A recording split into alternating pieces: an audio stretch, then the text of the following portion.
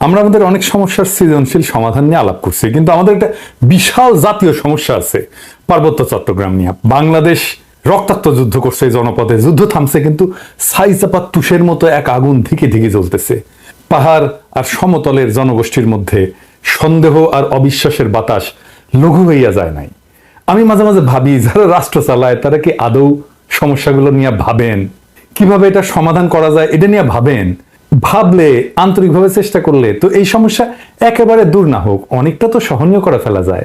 রাষ্ট্র সবসময় অপদার্থরা চালায়, তাই কখনো আমরা ভাবতেই পারি না সমস্যাকে দূর করতে হলে কি কি কাজ করতে হবে, কিভাবে সৃজনশীলভাবে সমস্যার সমাধান করতে হবে। আজ আমি পার্বত্য চট্টগ্রাম ইস্যু নিয়ে আলাপ করব। আমার আলাপে সব সমস্যার সমাধান থাকবে না, তবে অন্তত একটা বড় সমস্যার সমাধানের বিষয়ে আলাপ করব। আশা করি বাংলাদেশের আপামর জনসাধারণ, সমতল এবং পাহাড়ের জনগণ আমার এই আলাপটাকে গ্রহণ করবেন। আসেন আল্লাহর নামে শুরু করি। এখন আলাপ হইতেছে আদিবাসী না উপজাতি এই বিষয় নিয়ে। আমি এই আলাপে এখনই ঢুকবো না, একটু টাচ করব আমার এপিসোডের একদম শেষ দিকে। আমার মতে সমস্যার মূলটা এই জায়গায় না, মূলটা মূলত দুইটা জায়গায়, একটা স্থানীয় আর একটা আন্তর্জাতিক। আন্তর্জাতিক বিষয়টা আমি প্রথমে আলোচনা করব, কারণ পার্বত্য চট্টগ্রাম নিয়ে আলাপ করার সময় সেই আন্তর্জাতিক প্রবলেমটা, সমস্যাটা, যেখানে ভারত একটা গুরুত্বপূর্ণ ফ্যাক্টর, সেটারে মাথায় রাখলে আমাদের বিষয়টা বুঝতে সুবিধা হবে এবং সমাধানের পথটা ভাবতেও সুবিধা হবে। আসেন এই দুইটা বিষয় কি কি। ভারত মনে করতো যে পার্বত্য চট্টগ্রামের নাগা এবং মিজো বিদ্রোহীরা লুকায় আছে এবং তাদেরকে পাকিস্তানের গোয়েন্দা সংস্থা আইএসআই সাহায্য করে। তো এইটার পাল্টা কর্মসূচি নেয় ইন্ডিয়া, যে পূর্ব পাকিস্তানকে দেশটার রাজনৈতিক মূল অংশ থেকে বিচ্ছিন্ন করবে। তো ভারত এইটার উল্টা কর্মসূচি নেয়, যে পূর্ব পাকিস্তানকে পশ্চিম পাকিস্তানকে বিচ্ছিন্ন করবে, এবং এই কর্মসূচি নিয়ে আগায় যেতে থাকে। এবং এইটা নিয়ে আগায় যাওয়ার জন্য তাদের গোয়েন্দা মানে রকে সবুজ সংকেত দেয় ভারতীয় নীতি নির্ধারকেরা। অনেক পরে ভারতের গোয়েন্দা সংস্থা তার কর্মকর্তা বি রমন এই সম্পর্কে বলছেন যে এই যে পূর্ব পাকিস্তান থেকে ভারতের উত্তর পূর্বাঞ্চলে আইএসআই চালানো কার্যক্রমের অবসান ঘটাইতে ইন্দিরা গান্ধী পূর্ব পাকিস্তানের বাংলা ভাষীদেরকে পাকিস্তান থেকে বিচ্ছিন্ন হওয়া এবং বাংলাদেশ নামে একটা পৃথক রাষ্ট্র প্রতিষ্ঠার ব্যাপারে সহায়তা করতে হবে, এই সিদ্ধান্ত নেয়। এটা বি রহমানের বই লেখা আছে। তো ভারতীয় তরফ থেকে বাংলাদেশের মুক্তিযুদ্ধে সংশ্লিষ্টতার একটা বড় উপাদান ছিল একটা বিশেষ বাহিনীকে পার্বত্য চট্টগ্রাম দিয়ে অপারেশনে পাঠানো। এই বিশেষ বাহিনীর নাম ছিল special frontier force. General Uban ছিল এই ফোর্সের প্রথম ইন্সপেক্টর জেনারেল। 1962 সালের শেষ দিকে এই ফোর্সটা গড়ে উঠছিল। 71 সালে এই জেনারেল উবানি ছিলেন মুজিব বাহিনীর প্রশিক্ষক। মুজিব বাহিনী কি জানেন তো? ছাত্রলীগ, যুবলীগ আর আওয়ামী লীগের যৌথ গেরিলা বাহিনী। এরা কিন্তু যুদ্ধ করেনি, আর আজকে তারা মুক্তিযুদ্ধের সিপাহসালার হয়ে গেছে। শুধু তাই না, উবান ছিল রক্ষী বাহিনীরও প্রশিক্ষক। তাইলে বুঝতে পারতেছেন তো যে ইন্ডিয়ার প্ল্যানটা কি এবং কিভাবে সে প্ল্যানগুলো সাজাচ্ছে তার আশেপাশে। এবং পার্বত্য চট্টগ্রামে যখন 71-এ চূড়ান্ত অপারেশন হয়েছিল, তখন মুজিব বাহিনী না, স্পেশাল ফ্রন্টিয়ার ফোর্স নামে ওই আনকনভেনশনাল বাহিনীকেও ভারতীয়রা পার্বত্য চট্টগ্রাম দিয়ে বাংলাদেশে ঢুকায় দেয়। এবং এই স্পেশাল ফ্রন্টিয়ার ফোর্স অনেক দিন থাকে, এমনকি 1975 পর্যন্ত থাকে পার্বত্য চট্টগ্রামে। তো এই ফোর্সের দায়িত্ব কি ছিল? যে পার্বত্য চট্টগ্রামে যে ভারত নিয়ন্ত্রিত মিজোরাম এবং নাগাল্যান্ডের স্বাধীনতা সংগ্রামী আছে তাদেরকে খুঁজে বের করে এবং নিশ্চিহ্ন করা। এখানেই শেষ না, এই স্পেশাল ফ্রন্টিয়ার ফোর্সের সাথে মুজিব বাহিনী পার্বত্য চট্টগ্রাম দিয়ে যখন অভিযান শুরু করে, এটা নভেম্বরের শেষ দিকে। এরা ত্রিপুরা রাজ্য থেকে পার্বত্য চট্টগ্রামের পানছড়িতে প্রবেশ করে নভেম্বরের শেষে। একদল চাকমা তাদেরকে অভ্যর্থনা জানাইতে যায়, মনে করছে তাদের মুক্ত করতে আসছে। এই জন্য একটা খাসিও নিয়ে গেছিল বেচারারা। আহারে, মুজিব বাহিনী ও স্পেশাল ফ্রন্টিয়ার ফোর্স এই সদস্যদের খাসিটা নিছে, কিন্তু অভ্যর্থনাকারী সবাইকে হত্যা করছিল। তারপর তারা পানছড়ির পাহাড় গ্রামগুলোতে হামলা শুরু করে, বাড়িঘর লুটপাট করে, আগুন লাগায় দেয়, সামনে যাকে পায় তাকেই হত্যা করে এবং মেয়েদেরকে ধর্ষণ করে। তাদের হামলায় পানছড়িতে ওই দিনই নিহত হয়েছিল 32 জন নিরীহ পাহাড়ি। তারপর তারা পানছড়ি থেকে খাগড়াছড়ির দিকে রওনা হয় এবং যাওয়ার পথে 176টা বাড়িঘর জ্বালায় দেয়। 14 ডিসেম্বরেও তারা 22 জনকে হত্যা করে। এই ছিল আওয়ামী লীগের মুজিব বাহিনীর মুক্তিযুদ্ধ। এটাই তাদের কন্ট্রিবিউশন। বাংলাদেশ থেকে ভারতীয় সামরিক বাহিনী চলে যাওয়ার সময় তাদের সেনাবাহিনীর এই স্পেশাল ফ্রন্টিয়ার ফোর্সকে রেখে দেওয়া হয় কক্সবাজারে।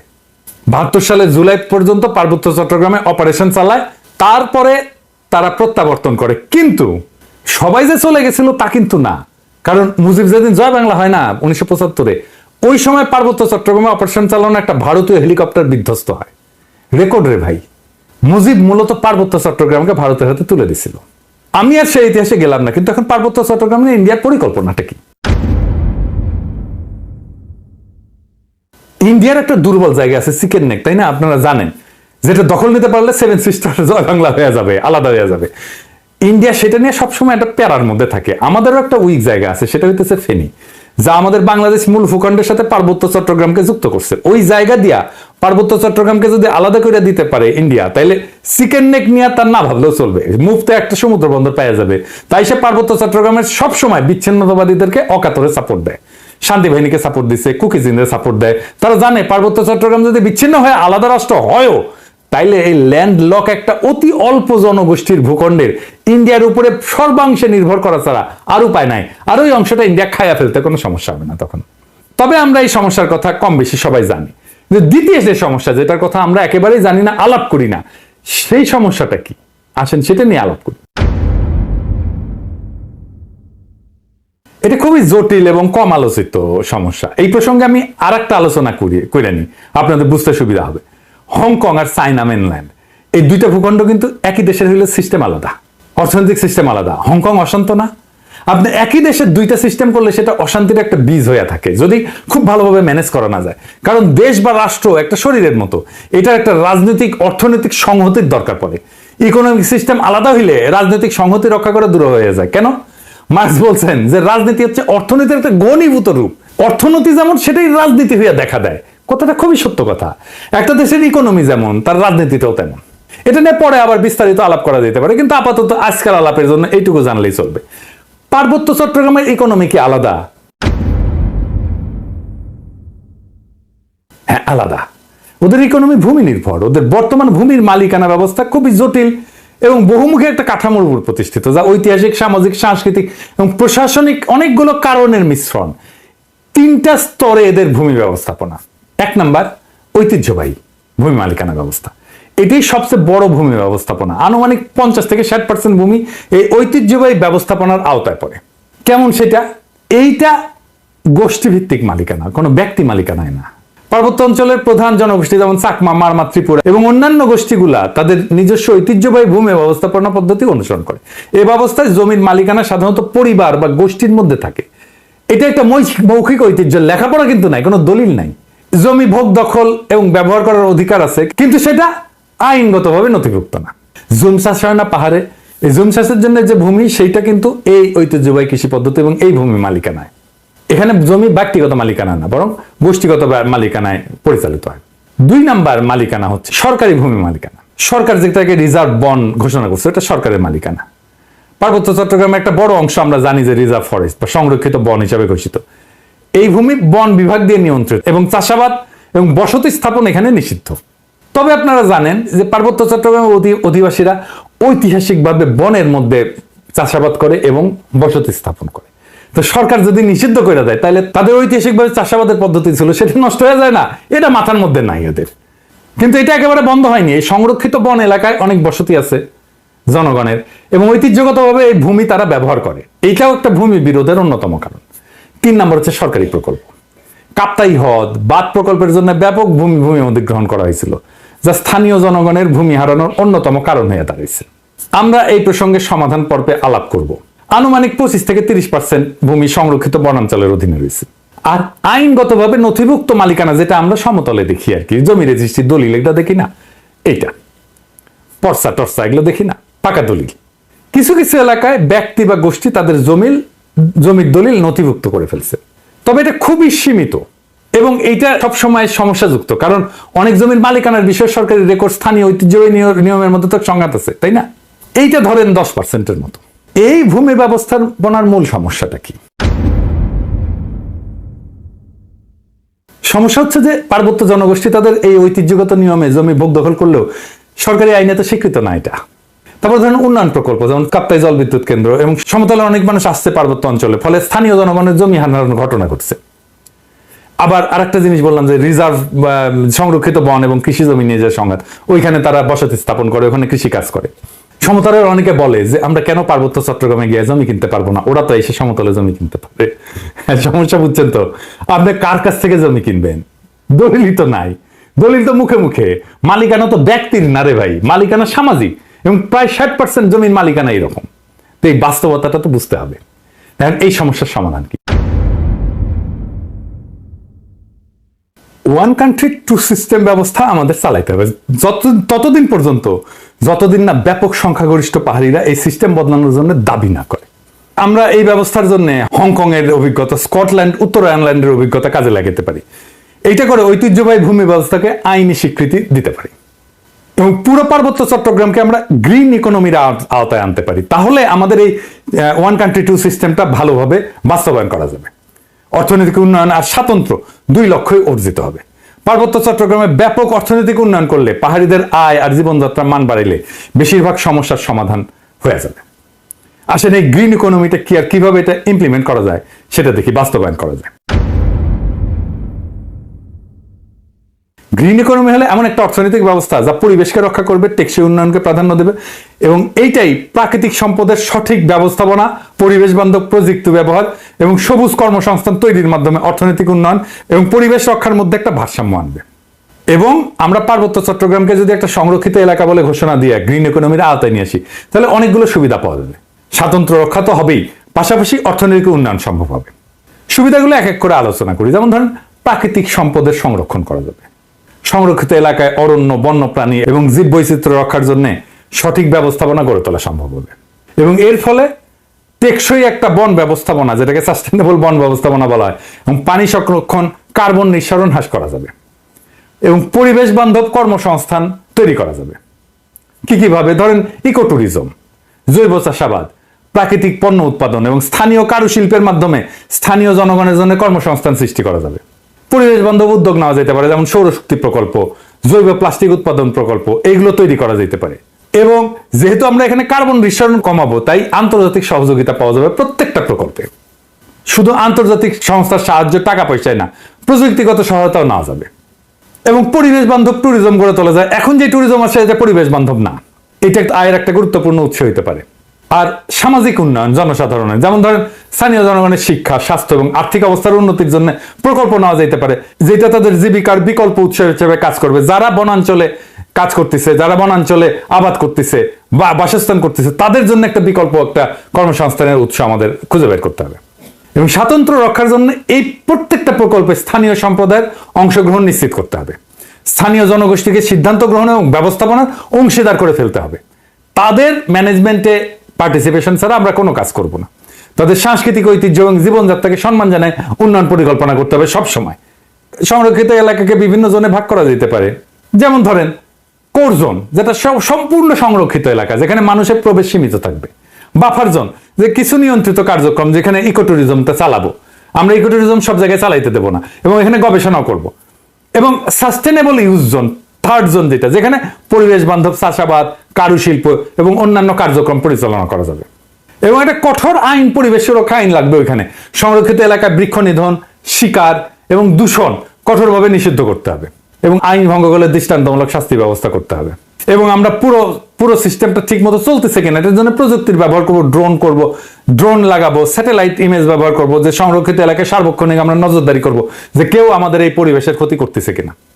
এবং এই অঞ্চলে আমাদের একটা গবেষণা এবং ডকুমেন্টেশনের একটা শক্তিশালী সিস্টেম রাখতে হবে, যে সংরক্ষিত এলাকায় জীব বৈচিত্র্য, সম্পদ এবং পরিবেশগত অবস্থা নিয়মিত এটা ঠিক থাকতেছে কিনা, এটা নিয়মিত গবেষণার মাধ্যমে পর্যবেক্ষণ করা হবে।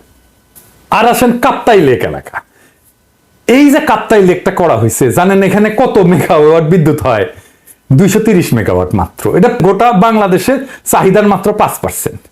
এই যে 5% বিদ্যুৎ, তার জন্য কত বড় সমস্যা আমরা তৈরি করছি। আমরা যদি ঘোড়াশাল বিদ্যুৎ কেন্দ্রের কথা চিন্তা করি, ঘোড়াশাল বিদ্যুৎ কেন্দ্র 950 মেগাওয়াট বিদ্যুৎ উৎপাদন করে, তার মানে 4 গুণ এই কাপ্তাই লেকের চাইতে। তাইলে আমি এটা আসলে রাখবো কেন? এই কাপ্তাই বাঁধ ভেঙে দিয়ে আমরা জমি উদ্ধার করলে কি সমস্যা? এটা ভেবে দেখতে হবে। এটা নিয়ে আমাদের সিরিয়াস চিন্তা করতে হবে যে আসলে আমরা কাপ্তাই বাঁধটা রাখবো কিনা। একটা দীর্ঘস্থায়ী প্রবলেমের সমস্যার সমাধান করছে। কাপ্তাই লেক থাকবে না? কাপ্তাই লেকের দরকার কি? আমাদের তো দরকার নাই। বৃষ্টিনন্দন কাপ্তাই লেকের তো দরকার নেই। আমার যদি জমি উদ্ধার হয় ওইখানে, এই 230 মেগাওয়াট বিদ্যুতের দাম কত? আর আমরা যদি এই জমিটাকে ব্যবহার করতে পারি, কাপ্তাই লেকের নিচে ডুবে যাওয়া জমিটা যদি উদ্ধার করতে পারি, তাহলে এই জমিতে আমরা কি পরিমাণে অর্থনৈতিক ব্যবস্থাপনা করতে পারবো, অর্থনৈতিক সুবিধা পাবো, অর্থনৈতিক লাভ করতে পারবো। এটা একটা স্টাডি হইতে পারে, আমি এটা ধারণাটা দিলাম। যদি মনে করেন যে স্টাডি করে যদি দেখা যায় যে ওইখানে অর্থনৈতিক সুবিধা যেটা সেটা অনেক অনেক বেশি এই কাপ্তাইয়ের 230 মেগাওয়াটের বিদ্যুতের চাইতে, তাহলে কাপ্তাই বাদ আমাদের রেখে লাভ কি? এটা ভেঙে দেওয়া যেতে পারে। আমার মনে হয় যে কাপ্তাই বাদ যদি ভেঙে দেওয়া যায় তাহলে আমাদের বেটার ইকোনমিক বেনিফিট আমাদের আসবে।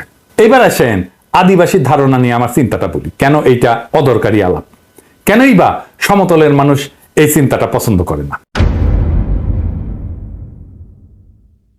সমতলের মানুষ আদিবাসী ধারণা নিয়ে কি মত পোষণ করে সেটা বলার আগে বোমাং রাজা কি ধারণা পোষণ করে সেটা শুনি, আসেন শোনেন, ওনার কথাই শোনেন।